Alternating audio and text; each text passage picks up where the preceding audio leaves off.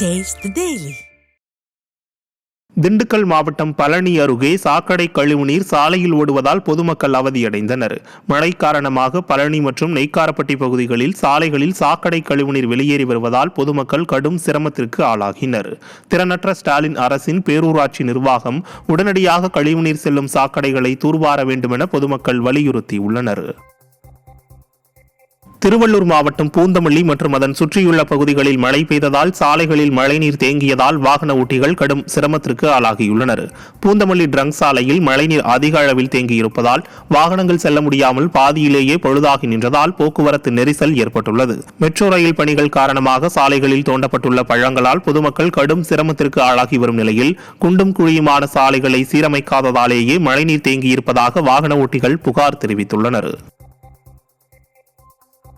தஞ்சை மாவட்டம் பாபநாசம் சுற்றுவட்டார பகுதிகளான கபிஸ்தலம், ராஜகிரி, ஐயம்பேட்டை, மெலட்டூர், சாலியமங்கலம், அம்மாப்பேட்டை உள்ளிட்ட பல்வேறு பகுதிகளில் மழை பெய்தது. இதனால் பொதுமக்களின் இயல்பு வாழ்க்கை பாதிக்கப்பட்டுள்ளது. சாலைகளில் நீர் தேங்கி நிற்பதால் வாகன ஓட்டிகள் பெரும் அவதியடைந்து வருகின்றனர். மேலும் சம்பா, தாளடி பயிர்கள் நீரில் மூழ்கும் அபாயம் உள்ளதால் விவசாயிகள் கவலையடைந்துள்ளனர். காஞ்சிபுரம் மாவட்டம் ஸ்ரீபெரும்புதூர் பகுதியில் குண்டும் குழியுமான சாலையை சீரமைத்து தர பலமுறை திமுக அரசை வலியுறுத்தியும் கண்டுகொள்ளாததால் வாகன ஓட்டிகள் கடும் சிரமமடைந்துள்ளனர். நூற்றுக்கணக்கான பள்ளங்களுடன் விபத்தை ஏற்படுத்தும் விதமாக சிதிலமடைந்துள்ள சாலையை சரி செய்து பொதுமக்களின் பாதுகாப்பை உறுதி செய்ய வேண்டும் என பகுதிவாசிகள் மாவட்ட நிர்வாகத்தை வலியுறுத்தியுள்ளனர். செங்கல்பட்டு நகராட்சிக்குட்பட்ட அண்ணா நகர் பகுதியில் உள்ள 6 தெருக்களிலும் குடியிருப்புகளுக்குள் மழைநீர் புகுந்துள்ளதால் அப்பகுதிவாசிகள் கடும் அவதியடைந்துள்ளனர்.